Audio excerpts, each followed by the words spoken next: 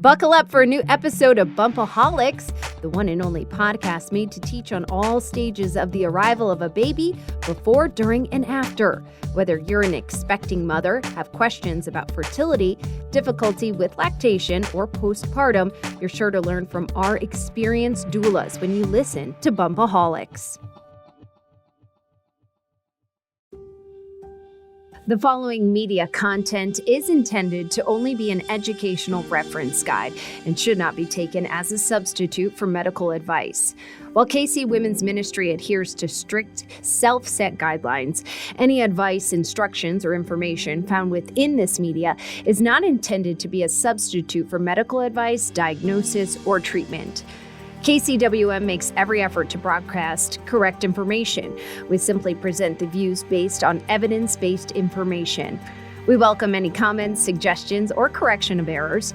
We are not sponsored by drug or device companies. By listening or viewing this podcast, you agree not to use this podcast as medical advice to treat any medical condition in either yourself or others, including but not limited to patients that you are treating.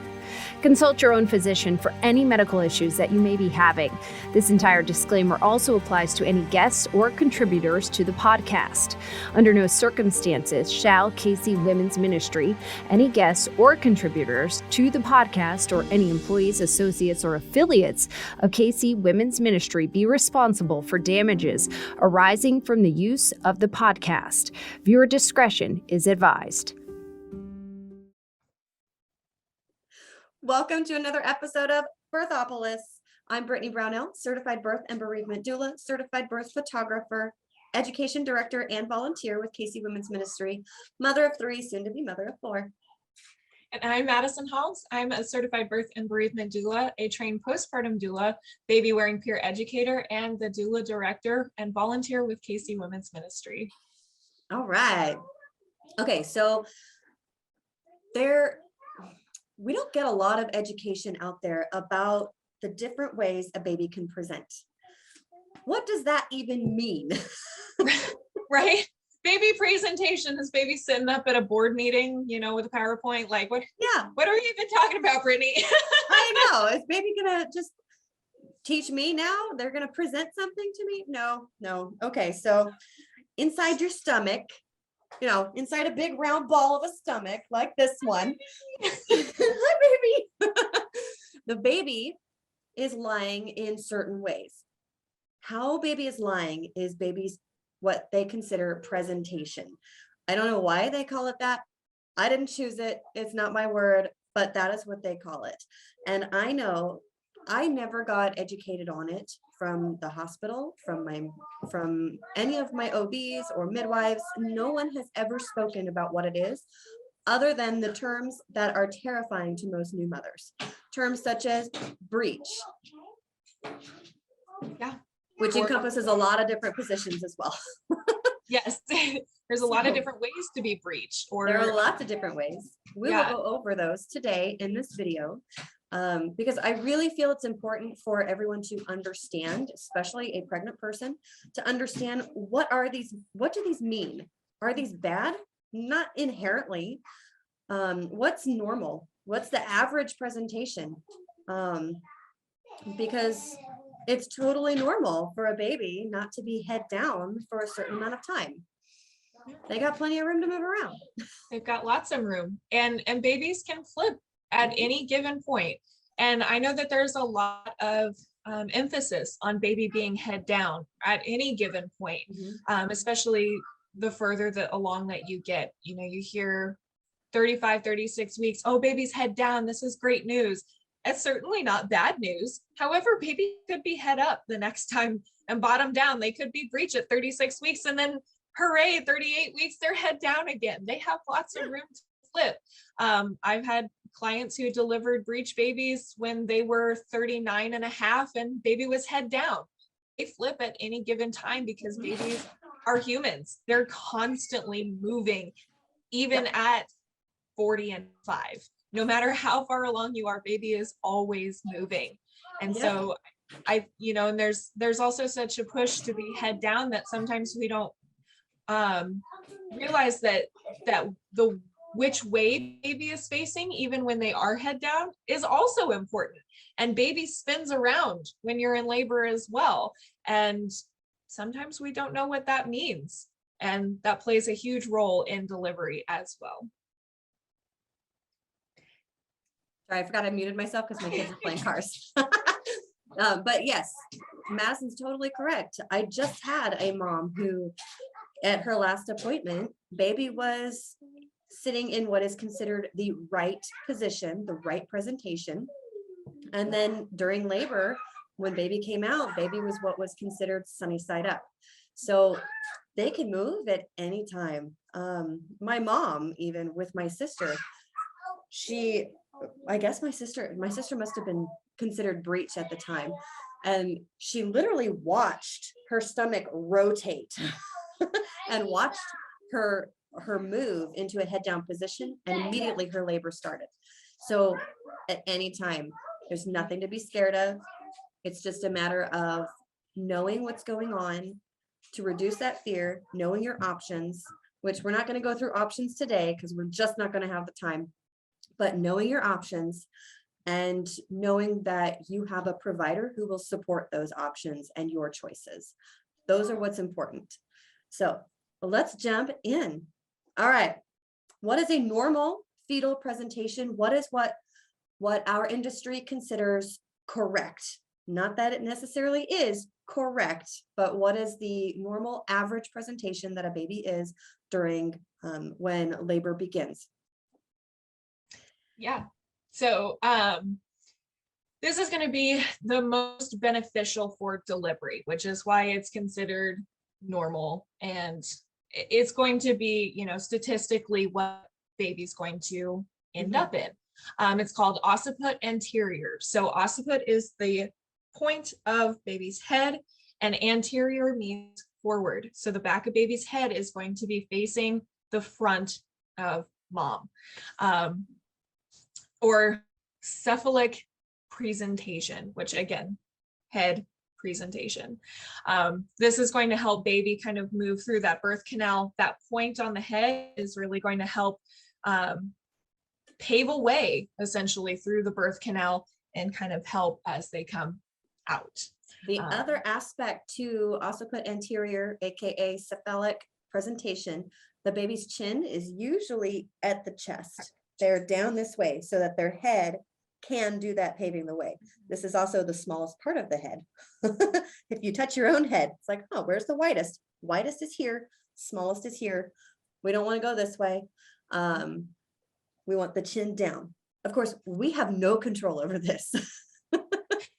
No, this is, and this is why movement in labor is really important, because the more you're moving, the more baby is going to spin into that correct position or the most conducive for labor.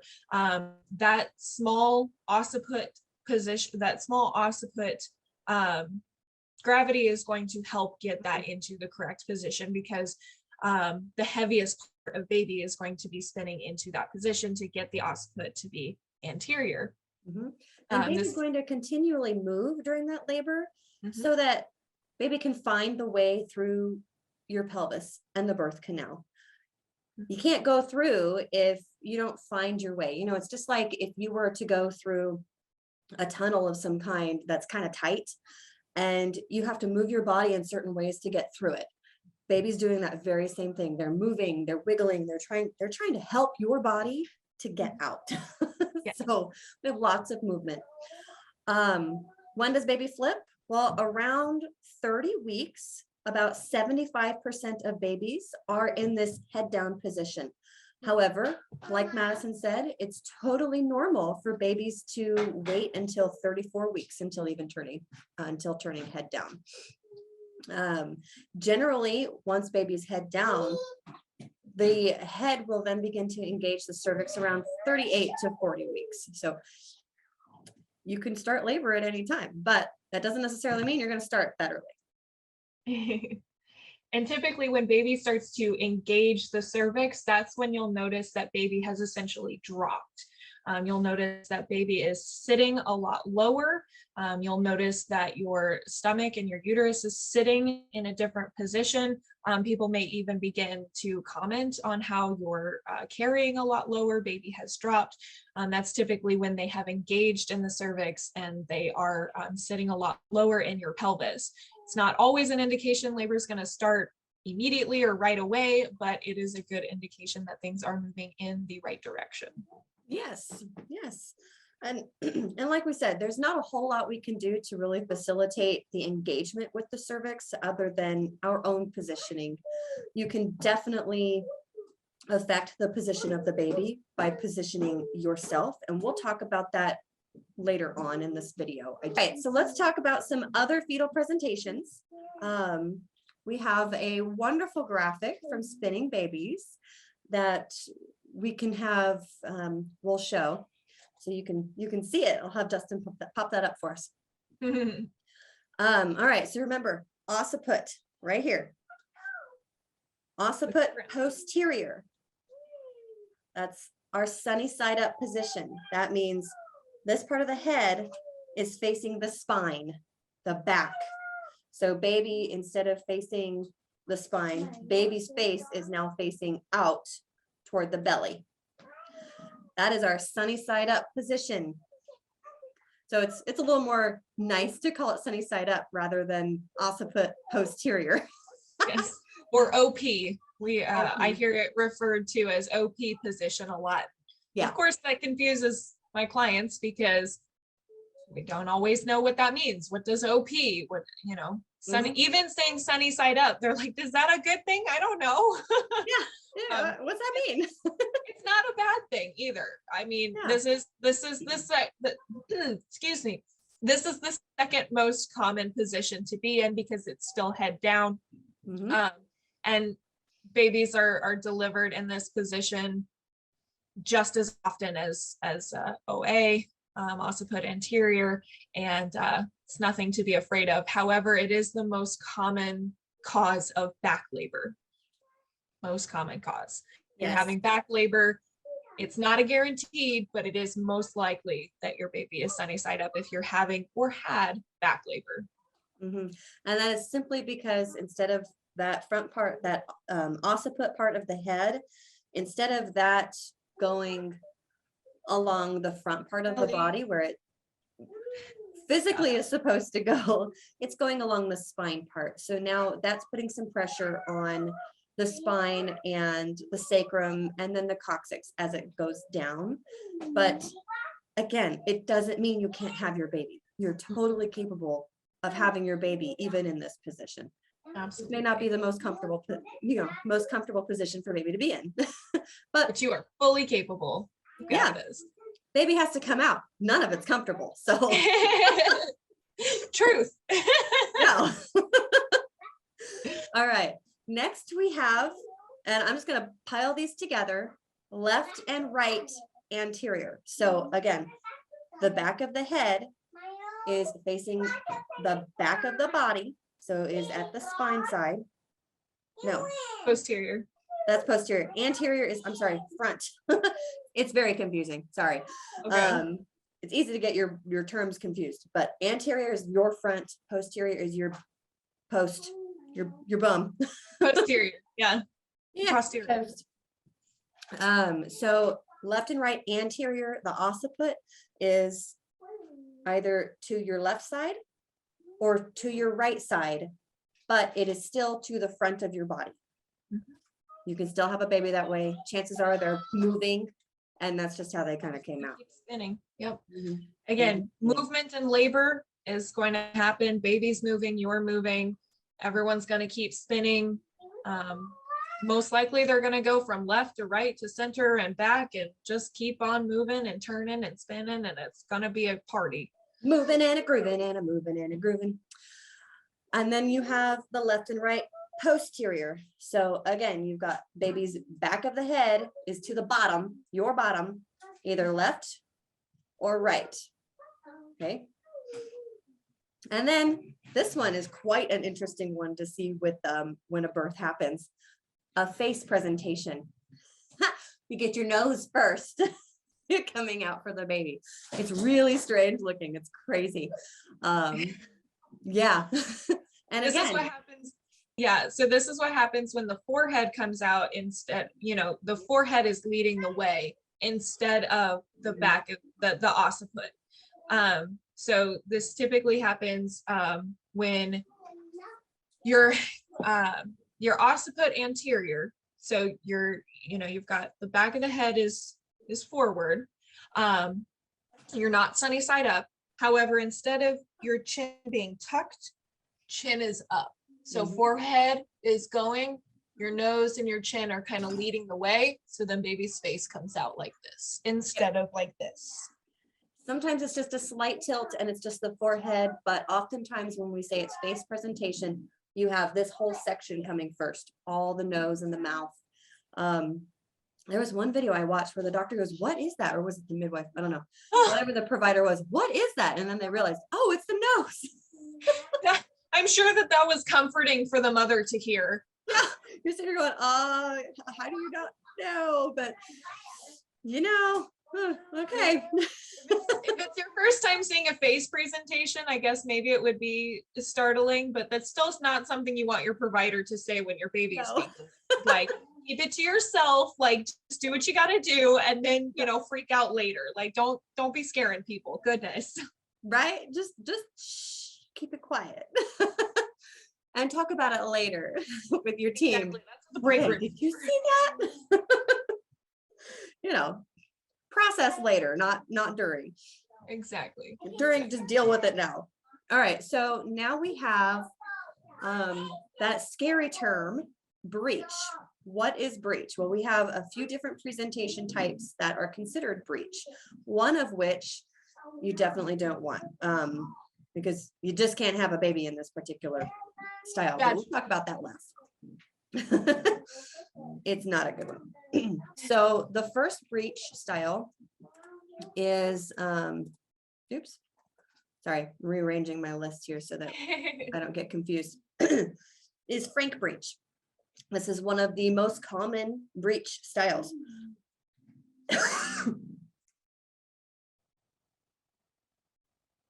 Excuse me, I keep getting a tickle every once in a while. It's nothing major, it's just, it makes you cough. So a frank breech, baby's bottom is coming first. You get the butt first, and baby is folded in half. So butt's here, my elbows on the butt, and baby's folded in half. So baby's butt is coming first. Legs are not only, so the whole body is folded in half. And it's like if you were to sit on the floor and you were to touch your toes. Your legs are totally straight and you're touching your toes. That's what your baby's doing as baby comes out and is in a frank breech position. So your frank breech is this one on the right where baby's totally folded in half, baby's legs are straight. And then you have the complete breech, which as I was reading this, I was like, well, what's the difference? Because baby's still folded in half, but baby's legs are now bent as well. Yes. In this complete breech position. So this is probably what baby looks like the most often in the womb. Legs are bent. They've got them, you're curled up into that little ball shape rather than legs are straight and up. And then in the middle, you've got your incomplete breech where one leg is bent and one leg is straight. So yeah, all three of which are totally, again, you're totally capable to birth your baby in each of these positions, each of these presentations. Yeah, absolutely. Not all providers are comfortable with delivering a breech baby vaginally. So if you get to the end of your pregnancy and find that baby is breech and nothing that you have tried and feel comfortable trying can turn a breech baby, and you want to try and deliver that baby vaginally and your doctor is not comfortable doing so, you have every right to try and find a new provider who will attempt a vaginal breech delivery if you feel comfortable doing that, and your risk factors allow that. Absolutely. I so agree with that. You have every ability to do that. Just because you have a breech baby does not mean that you have to have a cesarean section. No. If that's not what you want to do. So now you have what's called a footling breech. And that is when, as it sounds, baby's feet are coming first rather than a bottom or a head. So as you can see, this baby has 1 foot in. Sometimes it's 1 foot, sometimes it's 2 feet. But they come out with a foot first. So you might have a little foot hanging out. Yeah. And I don't know that you have to be dilated to 10 for that to happen either. No, I don't think so. This one's a lot more rare, and I personally don't know a lot about it, and what the ability to deliver a footling breech is. Well, I did take a course on breech birth, and that was from, I think it's Breech Without Borders. Okay. Is it Breech Without? I don't remember now. Shoot, it's been a little bit. But it is still safe to have your baby this way. Again, very few doctors have experience, let alone are comfortable. I should say are comfortable, let alone have experience in assisting with the birth of a breech baby, a footling breech baby. It is like Madison said, it's one of the more rare positions, and doctors just don't have a lot of opportunity to practice. You say practice, but it's like, that really rubs me wrong. Get experience In supporting in a footling breech. So this one is a double footling, like I was saying. You can have the 1 foot or the 2 feet coming through. We'll do that one next. So we then have, let's see, where did my now with a footling breech, you do have a higher risk of a cord prolapse, which is usually why, I mean, that's a big reason why doctors don't like to help with a birth with a footling breech. You know, it causes them to have not necessarily more anxiety, but it gives them more liability. So they don't like to do it, and they just don't have the training to accommodate that particular presentation. And then, you know, hospitals are a little more choosy about what they will allow simply because of the liability aspect. But you've got a little higher cord prolapse possibility simply because there's more space. You know, with a head coming down, you don't have as much space around for a cord to go through. But with a foot coming down, I've got a lot more space in here because if you're dilated to 10 and I have a foot coming through, there's nothing blocking all this space. So as the water comes rushing down, it's allowing for the potential for a cord prolapse. That doesn't necessarily mean that's going to happen. No. I don't know the percentages on it. I don't remember if we even have percentages on it, honestly. But it's just a higher risk. That's all there is to it. So this next one is called the Transverse Lie. This is when baby is lying completely sideways. Oh, you know what? I can't share it until I'm on the correct page. Here we go. Picture for it. Yes, there we go. Okay. Baby is lying completely sideways in the womb. And as you can imagine, a baby cannot bend in this way. Yes. You So cannot go through the cervix. Transverse, we have to flip baby. We have to turn baby either head up or head down, and in order to get baby out. And if baby doesn't change positions, unfortunately, that does mean a cesarean section is required, because there's just not enough room for baby to come out in this way. I have had a client who had this instance. We tried so many different things to turn baby, and then they tried the external cephalic version, and that didn't work either. So she ended up having to go to a cesarean section, unfortunately. It wasn't ideal. We had talked about it prior. we had talked about her options. We had talked about what happens in this instance and this one. And so she had peace with it, but it's just an outcome that you have with a transverse baby. It happens. And babies settle this way, as you can see down here, less than 1% of the time. So it's rare. It is very rare. Very rare. Very rare. The note here says that it happens more often if you're carrying multiples and you deliver before your due date. But I honestly haven't heard of any mother who was carrying multiples that had indicated that they had transverse babies. Most of them, they have one that is breech and one that is cephalic. Yep. Posterior. Yep. I have two. Yeah.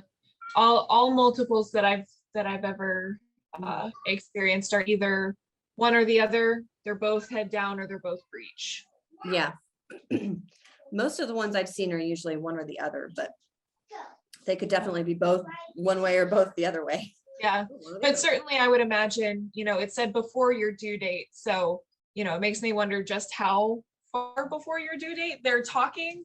Because I would imagine if we're talking, those really early twin deliveries that are closer to 25, 28 weeks in those scary early dates, where babies are really little, I would imagine it's quite possible for there to be a transverse baby or potentially even two, because they're just so tiny. Yeah, well, at that point, remember at the beginning of this video, we said babies won't, 70%, 75% of babies turn head down around 30 to 34 weeks. Yeah. So if you deliver before 30 or 34 weeks, you definitely have that possibility of having a transverse baby. And most twins, and I'm not going to say most, some twins, are delivered early. It's more common for twins than for singletons. Absolutely. Okay, so big question next. Can baby be repositioned? And if so, how? Big answer, yes. We have multiple ways that we can reposition baby, or during your pregnancy, help baby stay or get into that correct position before we even get to the point of having to reposition the baby. Yeah. So I mentioned this particular medical procedure earlier when I was talking about my client. It's called an external cephalic version. Cephalic version means to flip. And external means your doctor is pushing on your belly to turn baby. This is done in the L&D department. So labor and delivery, you would actually go into where you would potentially have your baby. You're going to have two providers. One provider is pushing on baby's bottom, and the other provider is putting other pressure on the abdomen in order to encourage that baby to move. So you've got, I'm pushing here to show baby doesn't have space there, while the other one's pushing here to say, okay, go there. Yeah. Or, I'm pushing here and I'm saying, okay, go away from there, in order to get baby to go into where we want them to go. It is most, what's the word I'm looking for, Madison? Effective? Effective, yes, it's most effective at 36 to 38 weeks, which is probably why my clients didn't work very well. She was at about 40 weeks. Labor had started, and she was well dilated. So at that point, baby just was not going to turn because baby was well engaged. But 36 to 38 weeks is when they would want to perform that in order to encourage baby to get into that head down cephalic anterior position. Yeah. Some other ways that babies can be repositioned, changing your position as mom, as the person who's carrying baby. Sitting in cars, leaning back in your chairs, in comfortable sofas, sitting like this. You're going to use gravity to your benefit. What? These are, sorry, I made notes as to what encourages the bad positioning. Well, that's confusing. I'm sorry. I wanted to make notes of the bad positions so that we can avoid it. If you're leaning back on the couch, you're encouraging baby You're that right. You're part of right. It didn't even. head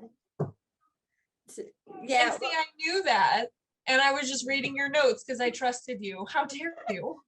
I say posterior position. I'm not looking at that. I know. It gets confusing. We want baby anterior. So think of it as the heavy part, right? We want the heavy part. But if you're leaning back all the time, you're sitting in a car, you're leaning back in your comfortable sofa, and it's so comfortable. You're not moving around a lot. You got poor posture. You're encouraging your baby to go where you're putting the weight. Yeah. So leaning forward when you're sitting in chairs, letting your belly hang. This is going to feel really good on your low back anyway, because it's going to take all that pressure off of your back.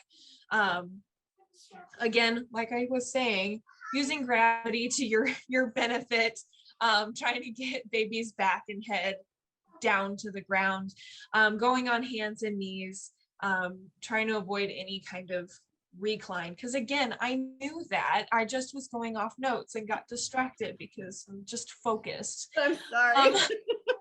All good. All good. Couch. Sit on your hip. Yeah. Sitting on if you have a birth ball or a yoga ball, that's going to help as well.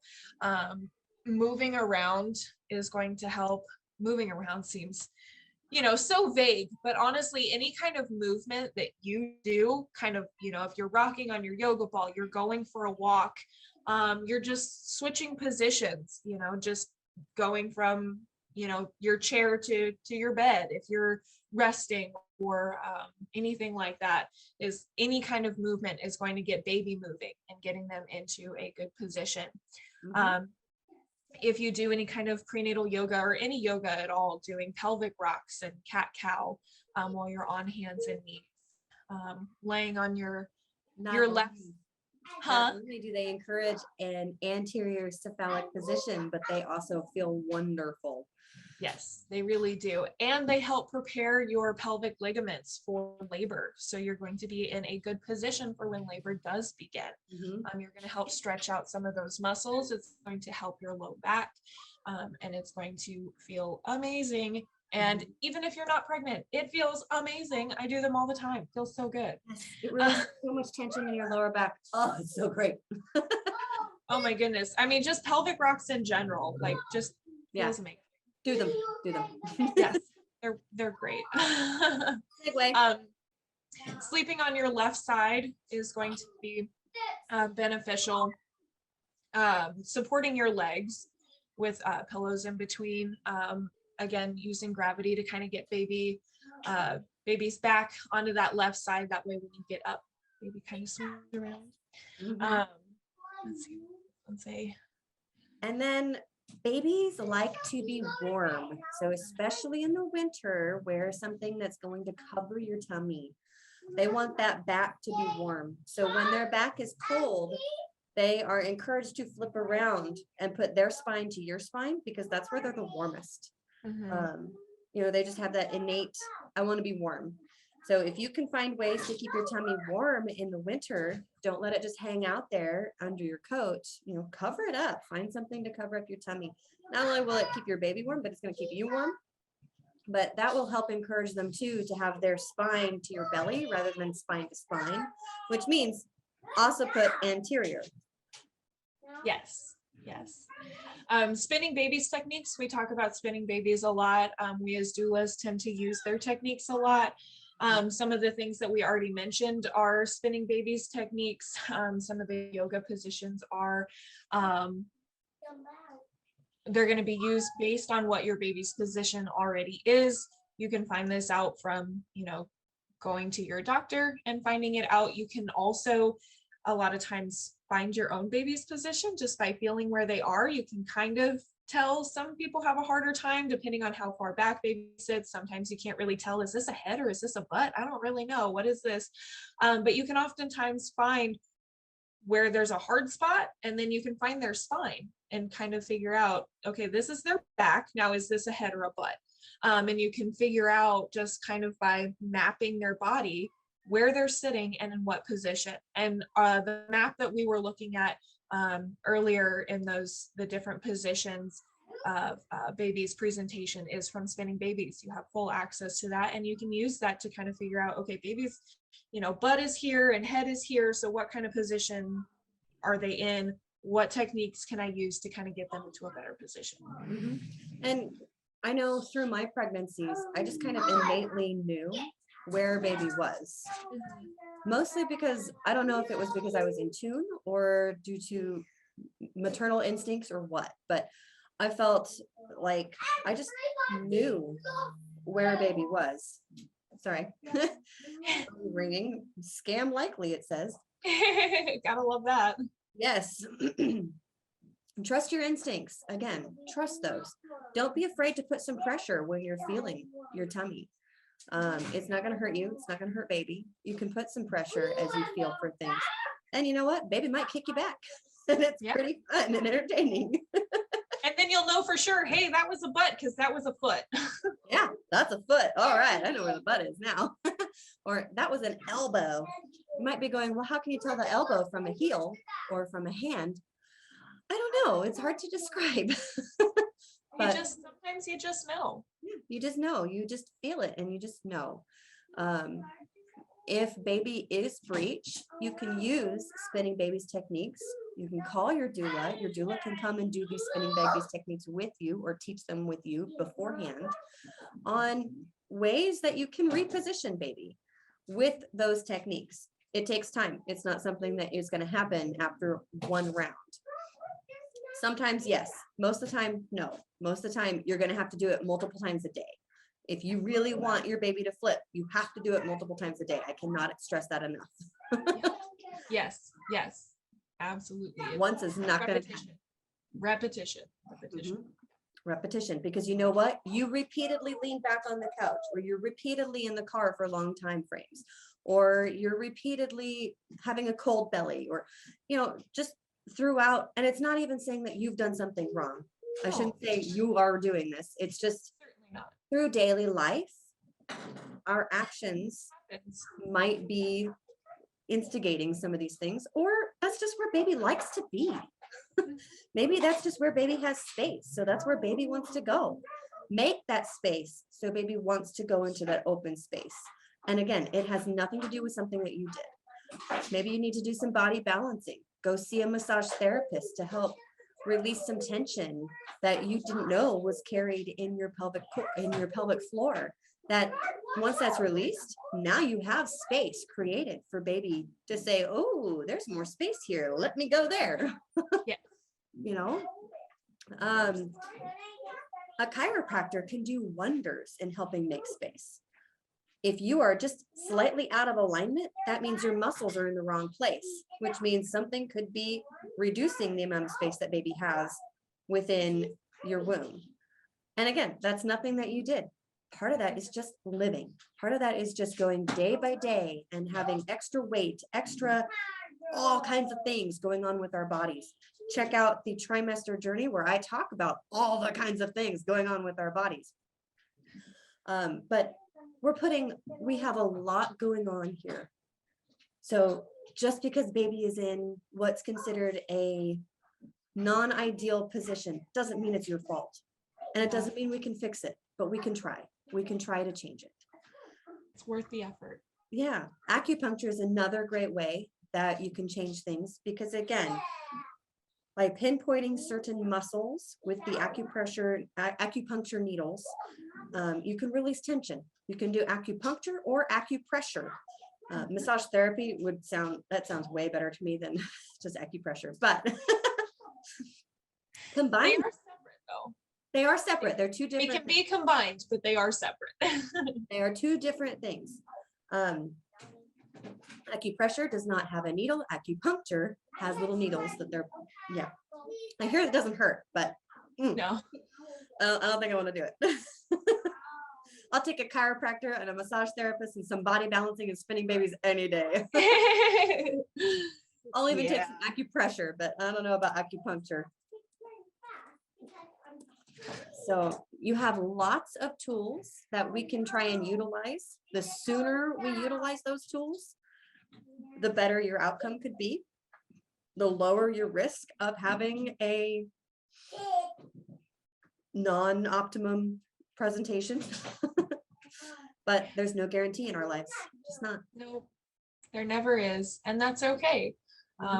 If your goal is to deliver vaginally, there are definitely options if your baby is in a position that is not optimal. And it's good and important to have alternates in your birth plan, just in case something happens that you can't turn baby, or baby does turn and then goes right back, or you end up with a provider who isn't comfortable delivering a breech baby and you have a breech position, or baby gets into a position and maybe starts showing signs of distress, or there's lots of ways to have a successful breech delivery in lots and lots of different positions and presentations. But it's still important to have plan B and plan C in your birth plan so that you can still have a very positive and happy outcome no matter what it is. That's right. Hopefully, preparing for alternate situations helps you find peace so that it's not necessarily a surprise. It's not something that you're totally crestfallen and heartbroken about. Find peace with it in preparing for it. Yeah. Things happen, things change. I would definitely be, there's going to be some emotional things happening no matter what, but the more peace you can find with the decision, because you were active in that decision, the better off it's going to be. Just remember that a lot of these things, you can encourage this good position by doing yoga, by doing some of the stretches, by doing some body balancing, by keeping up with a chiropractor on a monthly basis. Do your pre-work. It's just like with labor and delivery. We're preparing our bodies. We're preparing our baby. Yoga is one of the biggest tools you have that is free and at your disposal that you can do right now. And you can do it every day. And you can do it for 10 minutes and have an effect. Yeah, absolutely. Absolutely. All right. Sorry. Right as Madison went to talk, the bears, my kids are playing with the counting. So I hope you enjoyed this episode today of Bumpaholics, and I really hope all of the information is very helpful to you. You can learn more about our organization and the services we provide both to our clients and our community by going to kcwomensministry.org. Thank you so much for giving us this time and joining us today. It is so special for you to join us. Bumpaholics is available on YouTube and wherever you get your podcasts. You're welcome to go follow us on any and all platforms. We'd love to have you. We're everywhere. Yes, we are. If you have any comments, please post them in the comment section. Questions, comments, whatever you have. What was your birth experience like? What was the presentation of your baby? What was that experience like for you? Let us know in the comment section. We want to hear your stories. And don't forget to like this video so we know you like it and we can provide you more content like this. And make sure you subscribe. We put out new videos on a weekly basis, including, actually we have 2 videos on a weekly basis. I need to edit my call to action here. But we love having you here. We love talking with you and learning with you. So we will see you again next week. Bye.